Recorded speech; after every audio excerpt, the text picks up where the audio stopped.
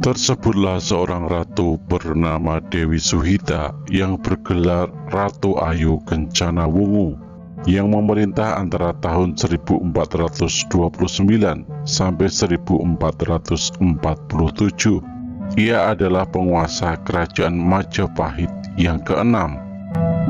Pada era pemerintahannya, Majapahit berhasil menaklukkan banyak daerah yang kemudian dijadikan sebagai bagian dari wilayah kekuasaan kerajaan yang berpusat di Trowulan, Jawa Timur.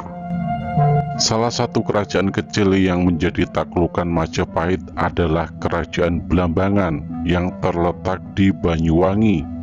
Kerajaan itu dipimpin oleh seorang bangsawan dari Klungkung, Bali, bernama Adipati Kebumarjoet. Adipati ini terkenal sakti dan memiliki sepasang tanduk di kepalanya seperti kerbau. Keberadaan Adipati Kebumarjoet ternyata menghadirkan ancaman bagi Ratu Ayu Kencana Wungu. Meskipun hanya seorang raja taklukan, namun sepak terjang Adipati Kebumarjoet yang terus-menerus merongrong wilayah kekuasaan Majapahit membuat Ratu Ayu Kencana Wungu cemas. Ratu Majapahit itu pun berupaya menghentikan ulah Adipati Kebumarjoet dengan mengadakan sebuah sayembara untuk mengalahkan Adipati Kebumarjoet. Maka dia akan diangkat menjadi Adipati Blambangan yang baru dan dijadikan sebagai suami. Sayembara itu diikuti oleh puluhan orang, namun semua gagal mengalahkan kesaktian Adipati Kebumarjoet. Hingga datanglah seorang pemuda tampan dan gagah bernama Jaka Umbaran yang berasal dari Pasuruan. Ia adalah putra Ki Ajar Pamengger. Rupanya Jaka Umbaran mengetahui kelemahan Adipati Kebumarjoet. Maka dengan senjata pusakanya Gada Wesi Kuning dan dibantu oleh seorang pemanjat kelapa yang sakti bernama Dayun, Jaka Umbaran berhasil mengalahkan Adipati Kebumarjoet. Ratu Ayu Kencana Wungu sangat gembira dengan kekalahan Adipati Kebumarjoet. Ia pun menobatkan Jaka Umbaran menjadi Adipati Blambangan yang baru dengan gelar Minak Jinggo. Akan tetapi Ratu Ayu Kencana Wungu menolak menikah dengan Jaka Umbaran karena pemuda itu kini tidak lagi tampan akibat pertarungannya dengan Adipati Kebumarjoet. Jaka Umbaran alias Minak Jinggo tetap bersikeras menagih janji. Ia datang ke Majapahit untuk melamar Ratu Ayu Kencana Wungu. Meskipun pada saat itu ia telah memiliki dua selir bernama Dewi Wahita dan Dewi Puyengan. Lamaran Minak Jinggo bertepuk sebelah tangan karena sang ratu tetap tidak sudi menikah dengannya.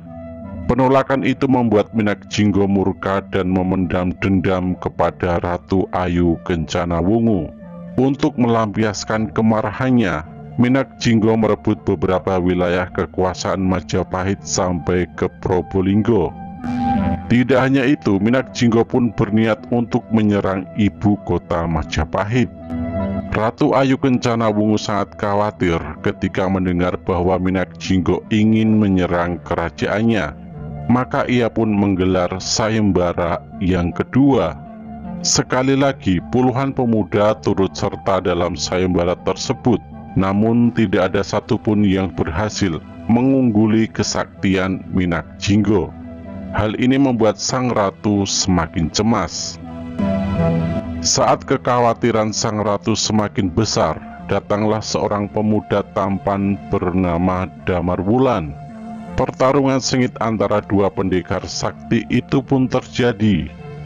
Keduanya silih berganti menyerang, namun akhirnya Damar Wulan kalah dalam pertarungan itu. Hingga pingsan terkena pusaka Gada Wesi Kuning milik Minak Jinggo. Damar Wulan pun dimasukkan ke dalam penjara.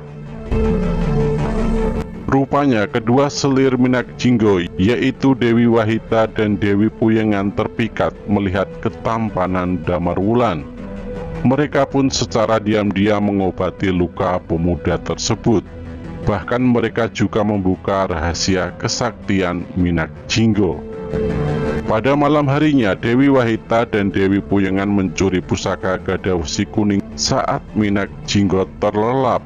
Pusaka itu kemudian mereka berikan kepada Damarwulan. Setelah memiliki senjata tersebut, Damarwulan pun kembali menantang Minak Jinggo untuk bertarung.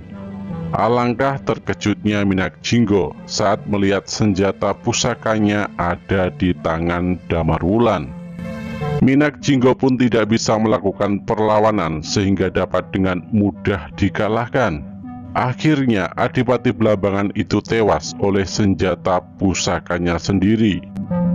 Damarwulan memenggal kepala Minak Jinggo untuk dipersembahkan kepada Ratu Ayu Kencanawungu.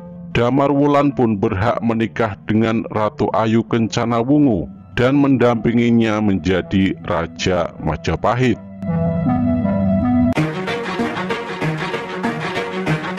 Keruwetan cerita ini karena ditulis di Mataram pada tahun 1736 dengan tujuan politik untuk menyudutkan Blambangan yang waktu itu berkonflik dengan Mataram yang memperebutkan hak sebagai pewaris tahta Majapahit. Para pujangga Mataram mencampur adukan kejadian-kejadian antara tahun 1406, 1429, 1736, 1479, dan 1428 menjadi cerita di atas. Perhatikan poin-poin berikut ini. Poin pertama, Perang Paregreg terjadi sekitar tahun 1406 antara Wikramawardhana dan Bri Wirabumi.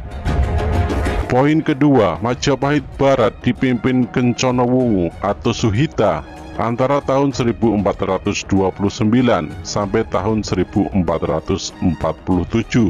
Sedangkan Suhita adalah putri Wikramawardhana dengan selir yang merupakan keponakan Bri Wirabumi. Poin ketiga, Blambangan dipimpin Kebu Marcuet yang merupakan keturunan Bali. Yang dimaksud adalah Pangeran Danuningrat, Raja Blambangan ke-17, yang memerintah antara tahun 1736 sampai tahun 1763, yang berkuasa saat cerita Damarwulan ini ditulis di Mataram.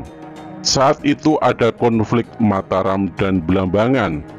Prabu Danuningrat digelari Pangeran Minak Jinggo oleh bangsawan Mataram untuk menguatkan cerita itu. Poin keempat, Joko Umbaran putra Ki Ajar Pamengger ikut sayembara pertama mengalahkan Kebu Marcuet. Yang mengadakan sayembara adalah Wikramawardhana dan yang ikut sayembara adalah Gajah Narapati. Saat itu bahkan Suhita belum lahir. Ki Ajar Pamengger adalah Lembu Mironda putra Brawijaya pertama yang menjadi guru spiritual di Gunung Bromo. Putra Ki Ajar Pamengger adalah Menak Sembar, menantu Prabu Siung Laut, Raja Blambangan keempat yang berkuasa antara tahun 1478 sampai dengan tahun 1479.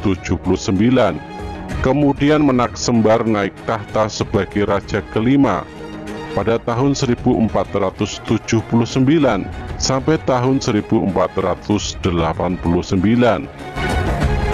Lantas, Joko Umbaran ini siapa? Jika Joko Umbaran adalah Menak Sembar, maka yang terjadi bukan penaklukan, tapi ikatan pernikahan antara Terah Lembu Mironda dengan Terah Blambangan. Jika Joko Umbaran melakukan penaklukan, maka dia adalah Gajah Narapati.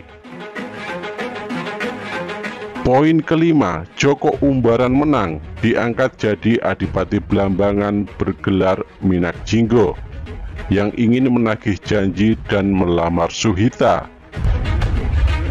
Sedangkan poin ke-6, Damar Wulan ikut sayembara kedua mengalahkan Minak Jinggo, kemudian menikahi Suhita. Damar Wulan adalah Arya Damar Adipati Palembang, dan yang dikalahkan Damar Wulan adalah Gajah Narapati untuk menuntut balas atas kematian Bri Wirabumi, kakek Suhita yang dibunuh Gajah Narapati.